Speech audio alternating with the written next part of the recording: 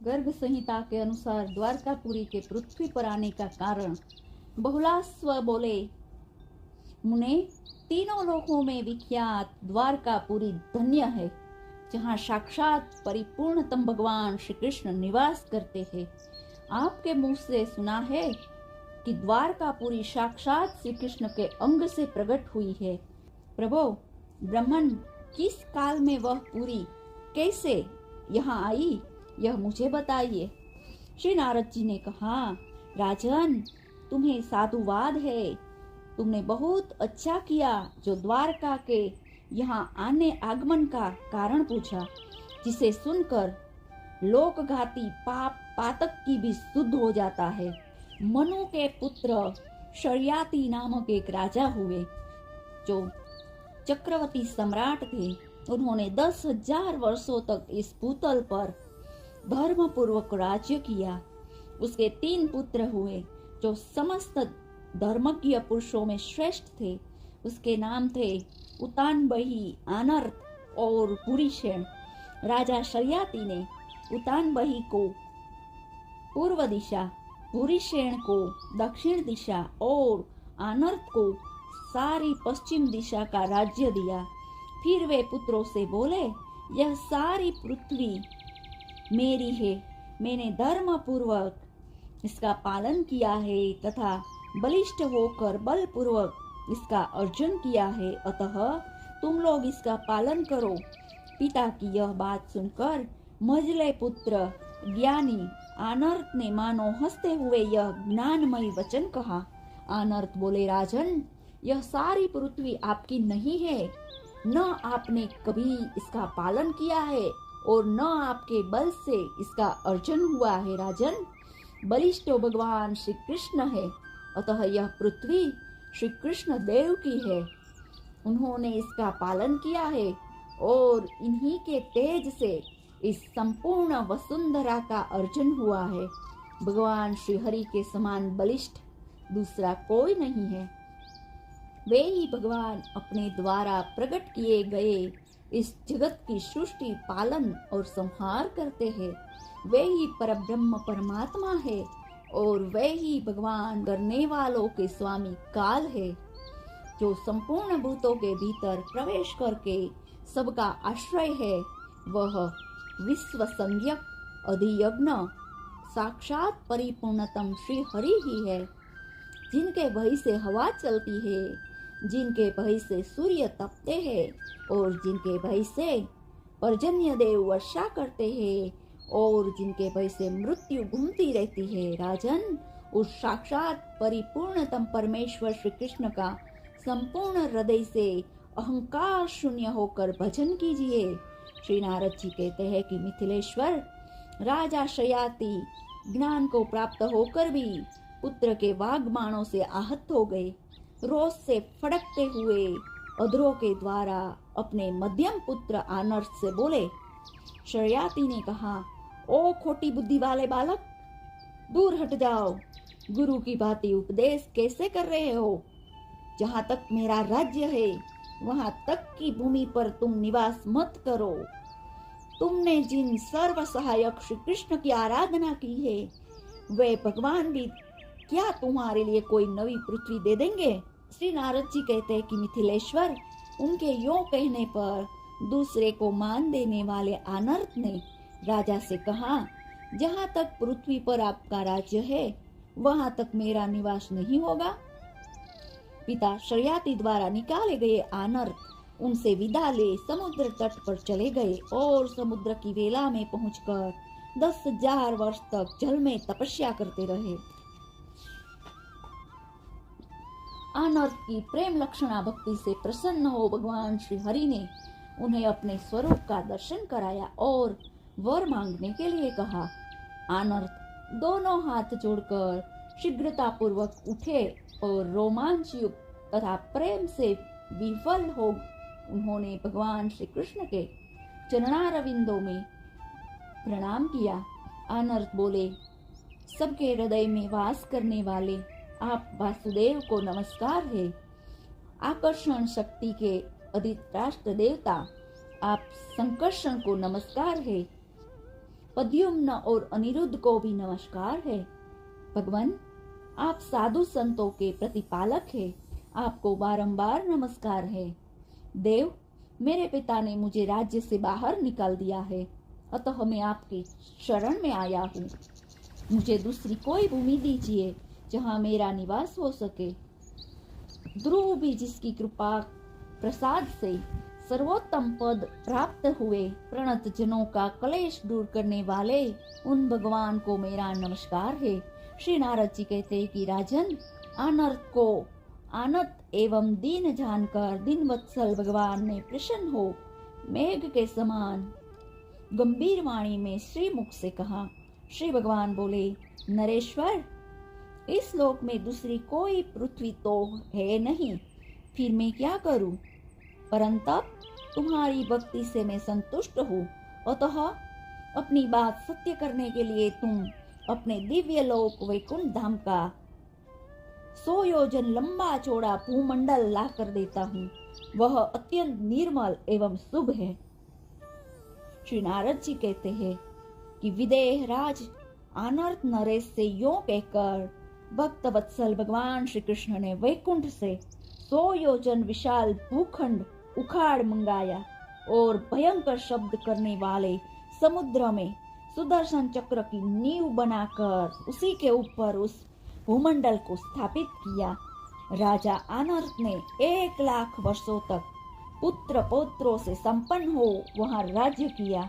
उस राज्य में वैकुंठ का वैभव भरा हुआ था। अनर्थ के पिता शर्याती ने जब यह समाचार सुना तब उन्हें बड़ा विस्मय हुआ। अनर्थ के प्रसाद से ही अनर्थ नामक देश प्रकट हुआ। अनर्थ के रेवत नाम का पुत्र हुआ।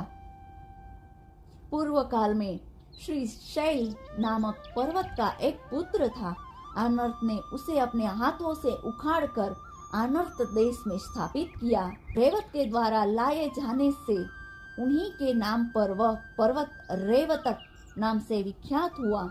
राजा रेवत कुशस्थलीपुरी का निर्माण करा के वहां दीर्घ काल तक राज्य करके पश्चात अपनी कन्या रेवती को साथ ले ब्रह्मलोक में चले गए।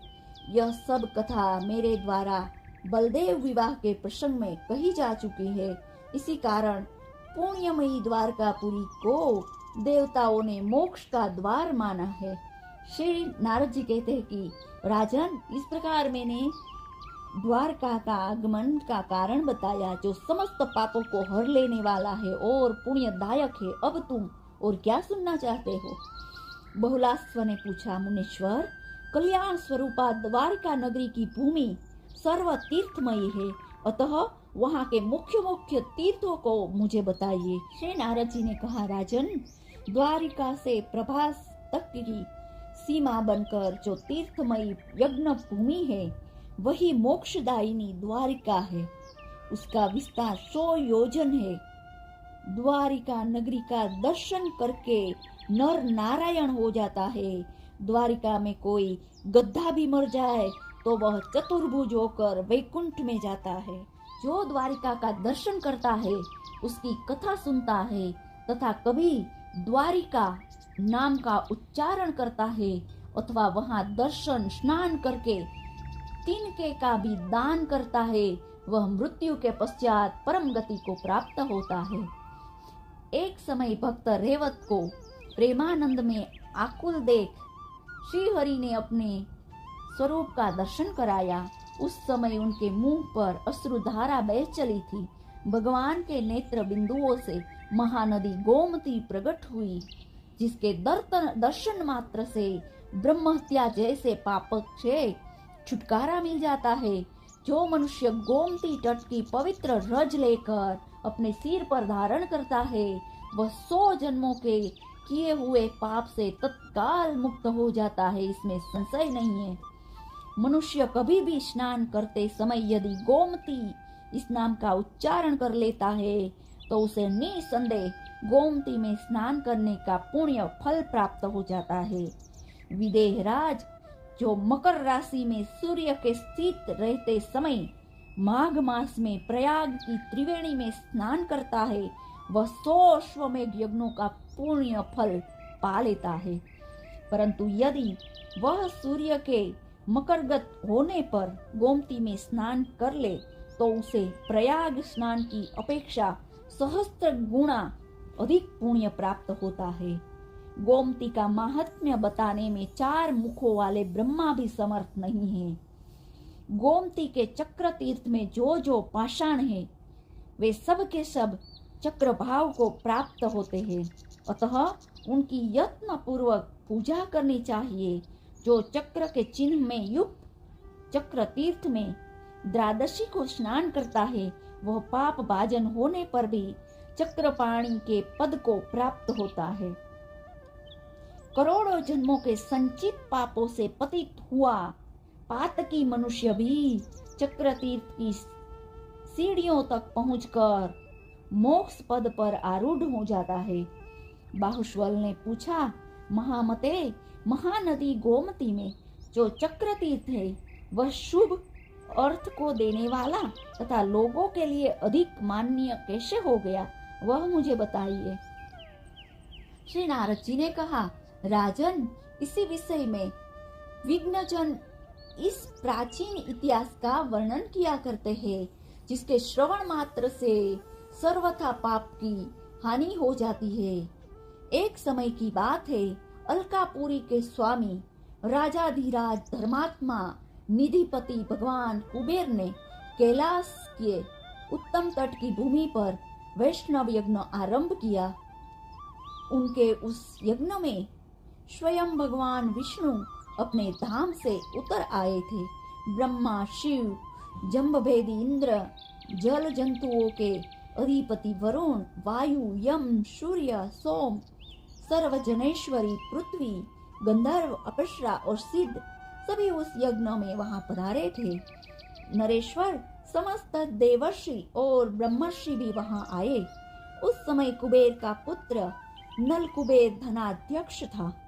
यज्ञ की रक्षा में वीरभद्र को नियुक्त किया गया था। सत्पुरुषों की सेवा का भार गजानन गणपति के ऊपर था। समस्त मरुदगण रसोई परोसने का काम करते थे। स्वामी कार्तिकेय धर्मपरायण रहकर सभा मंडप में समागत अतिथि जनों की पूजा सत्कार करते थे तथा घंटानाद और पार्श्वमौली ये दोनों कुबेर के मंत्री, जो संपूर्ण शास्त्र वेताओं में श्रेष्ठ थे, दानाध्यक्ष बनाए गए थे। इस प्रकार महान उत्सव से परिपूर्ण उस यज्ञ का विधि पूर्वक अनुष्ठान संपन्न हुआ। यज्ञांत का अवभृत स्नान करके महामनस्वी राजराज कुबेर ने देवताओं को उनका उत्तम भाग दिया और ब्राह्मणों को पर्याप्त दक्षिणा दी।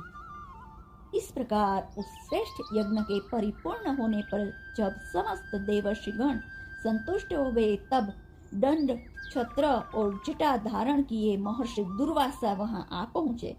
वे स्वभाव से ही क्रोधी और कृशकाय थे। उसके चरणों में खड़ाव शोभा पाती थी। दाढ़ी मुछ के बाल बड़े हुए थे। पैर सूख कर सट गया था। कुशासन, समीधा, जलपात्र और मृग चर्म धारण किए हुए थे। वे श्रेष्ठ मुनि वहां पधारे हुए उन महर्षि के पास जाकर उनकी विधि पूर्वक पूजा करके भयभीत हुए कुबेर ने परिक्रमा पूर्वक उनके चरणों में प्रणाम किया और कहा कि ब्राह्मण, आपके पदार्पण करने से आज मेरा जन्म सफल हो गया, वन सार्थक हो गया और यहाँ मेरा यज्ञ भी सफल हो गया। इस तरह उनके संतोष देने पर भगवान दुर्वासा मुनि जोर जोर से हंसते हुए उन मनुष्य धर्मा देवता कुबेर से बोले, तुम राजराज धर्मात्मा, दानी और ब्राह्मण भक्त हो। तुमने भगवान विष्णु को संतुष्ट करने वाले वैष्णव यज्ञ का अनुष्ठान किया है।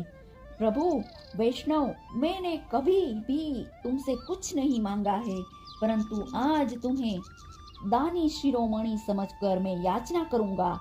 यदि तुमने मेरी याचना सफल कर दी तो मैं तुम्हें उत्तम वर दूंगा, नहीं तो अत्यंत भयंकर शाप देकर तुम्हें भस्म कर डालूंगा।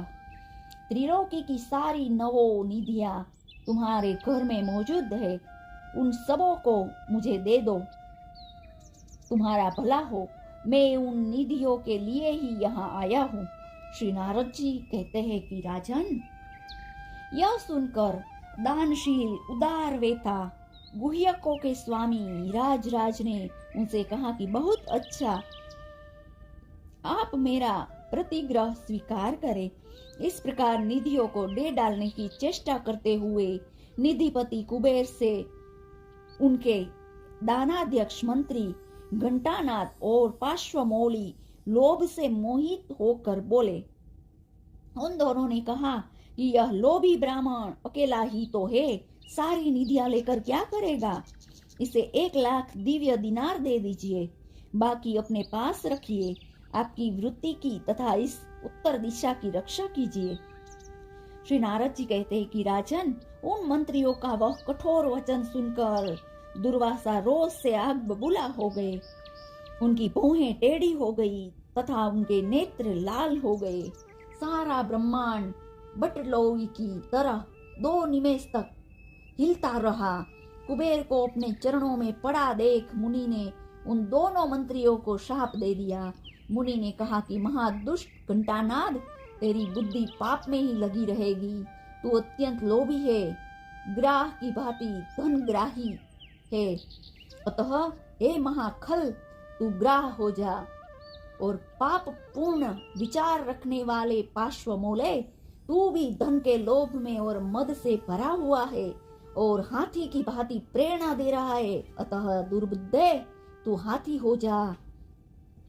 श्री नारद जी कहते हैं कि राजन, उन दोनों को शाप दे कुबेर से निधि लेकर मुनिवर दुर्वासा ने पुनः कुबेर को अत्यंत दुर्लभ वर प्रदान किया।